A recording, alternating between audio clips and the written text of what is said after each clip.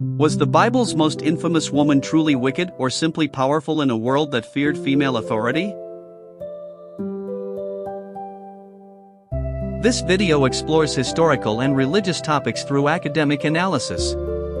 While I strive for accuracy, interpretations may differ from traditional religious teachings. Welcome to Wisdom Files, where we uncover the deeper truths behind history's most misunderstood figures. If you're new here, hit that subscribe button and ring the notification bell so you don't miss our weekly explorations of ancient wisdom and forgotten stories. And if you're a returning viewer, thank you for your support. That like button really helps more people discover these conversations. Now, let's dive into one of the Bible's most notorious figures, a woman whose name has become synonymous with wickedness, manipulation, and danger. I'm talking about Jezebel. If you've grown up in religious circles, you've probably heard her name thrown around as the ultimate female villain. But who was Jezebel really? Was she truly the embodiment of evil that tradition has painted her to be, or is there more to her story? That's what we're exploring today. Let's start with what most people know. Jezebel appears in the books of Kings as the wife of King Ahab of Israel. She's a Phoenician princess, daughter of King Ethbal of Tyre, and she's introduced to us as trouble from the get-go. But here's where it gets interesting. Jezebel wasn't just any foreign bride. She was a political alliance, a strategic marriage that connected Israel to the wealthy maritime power of Phoenicia. This wasn't unusual for the time. Royal marriages were diplomatic tools, not love matches. What made Jezebel different was her unwavering devotion to her native religion. She worshipped Baal and Asherah, and she brought these deities with her to Israel. Now, this is where the biblical authors start loading the deck against her. The text tells us she maintained hundreds of prophets of Baal and Asherah at her table, while hunting down and killing the prophets of Yahweh. She's portrayed as the driving force behind Israel's slide into idolatry, with her husband Ahab almost a passive figure in her schemes.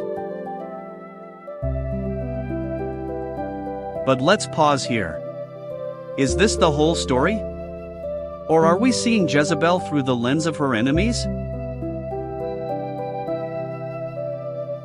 To understand Jezebel, we need to understand the political and religious landscape of 9th century BCE Israel. The kingdom was divided, Israel in the north and Judah in the south. The northern kingdom, where Jezebel lived, had already established worship centers outside of Jerusalem, breaking with traditional Yahwism. Ahab's marriage to Jezebel wasn't just about foreign alliances, it was about economic prosperity. Phoenicia controlled valuable trade routes, and this marriage opened doors for Israel's economy. Archaeological evidence shows that Israel experienced significant economic growth during Ahab's reign. So when Jezebel brought her gods with her, she wasn't necessarily seen as a religious threat by everyone. Many Israelites already practiced syncretistic worship, blending Yahweh with other Canaanite deities.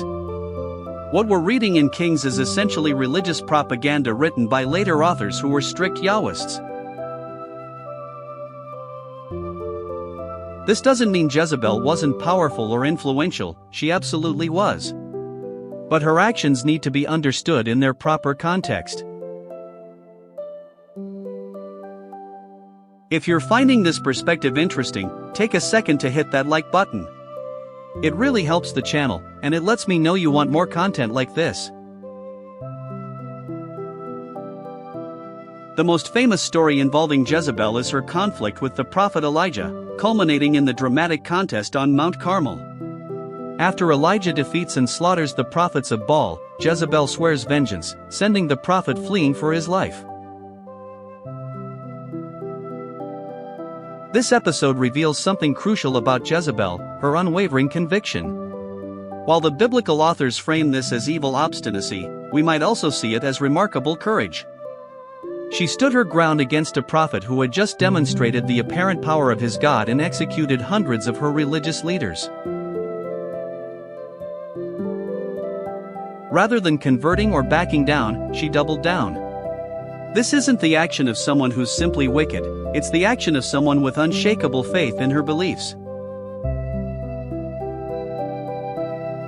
Perhaps the most damning story about Jezebel involves Naboth's vineyard. When a local landowner refuses to sell his ancestral property to King Ahab, Jezebel orchestrates a false trial that leads to Naboth's execution, allowing the king to seize the land.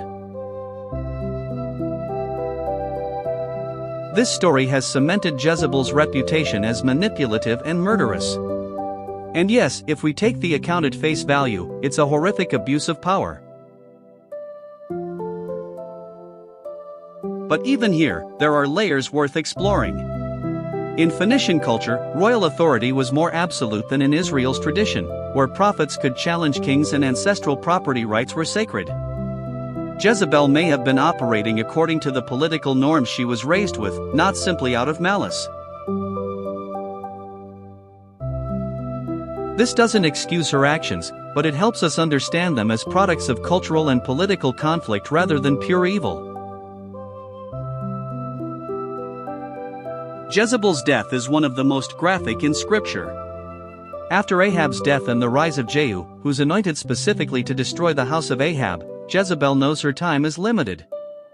Yet when she hears Jehu is coming, she doesn't flee.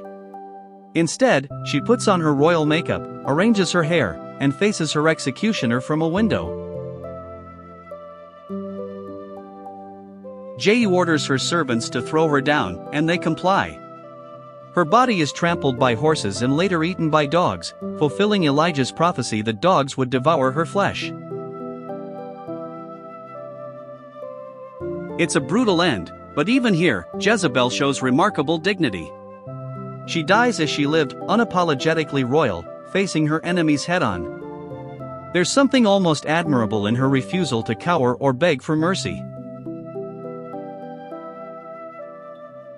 So who was Jezebel really? The biblical text gives us only one perspective, that of her religious and political opponents. To get a fuller picture, we need to read between the lines and consider what isn't said. For instance, Jezebel maintained power through multiple decades and survived her husband's death, no small feat in ancient politics. She raised a daughter, Athaliah, who would later rule Judah as queen in her own right, the only woman to do so in biblical history. These achievements suggest political savvy and leadership abilities that the biblical authors had no interest in highlighting. Archaeological discoveries from the period show significant Phoenician influence in Israelite culture, architecture, and religious practices.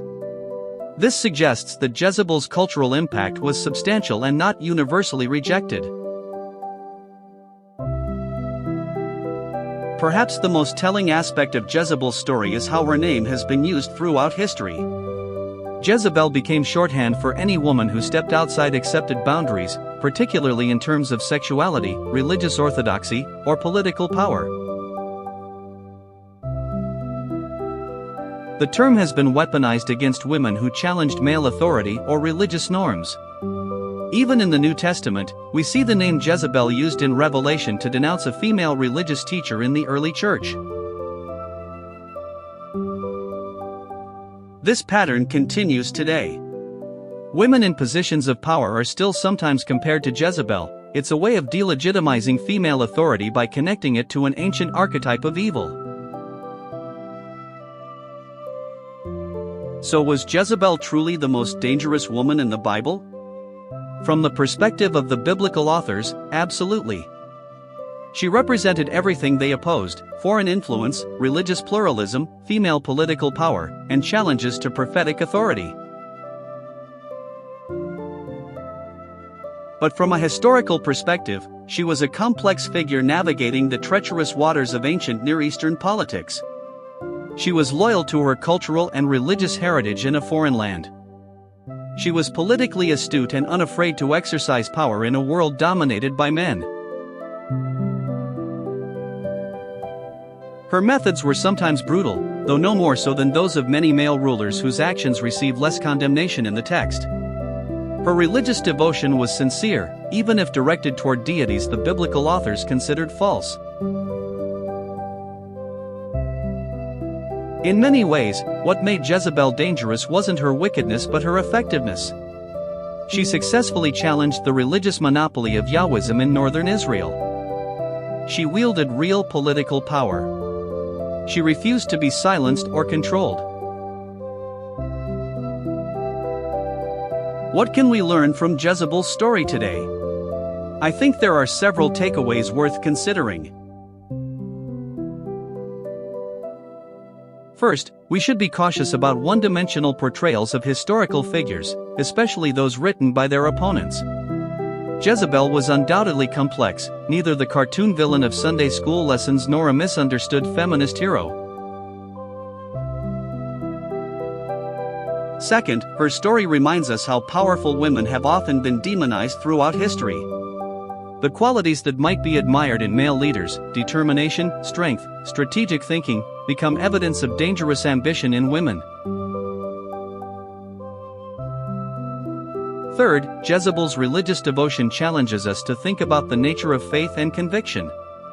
While the biblical authors saw her loyalty to Baal as evil, her unwavering commitment to her beliefs even in the face of death reflects a kind of integrity.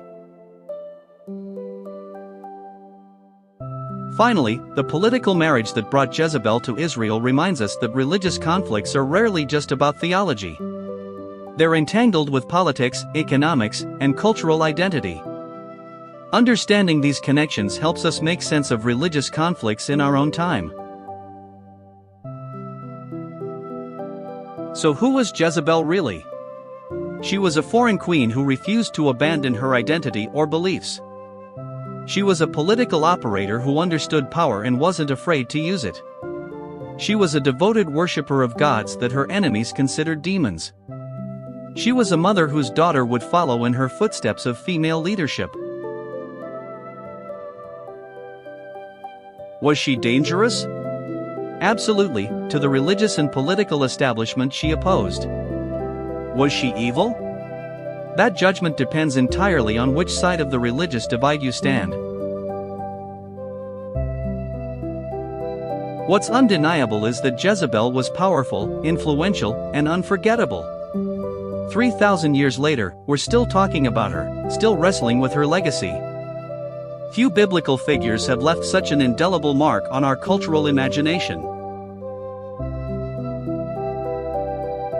Perhaps that's the final irony of Jezebel's story. The biblical authors who so despised her ensured her immortality by recording her deeds. In trying to make her a cautionary tale, they created an enduring symbol of female power that continues to fascinate us today. Thanks for joining me on this exploration of one of the Bible's most misunderstood figures.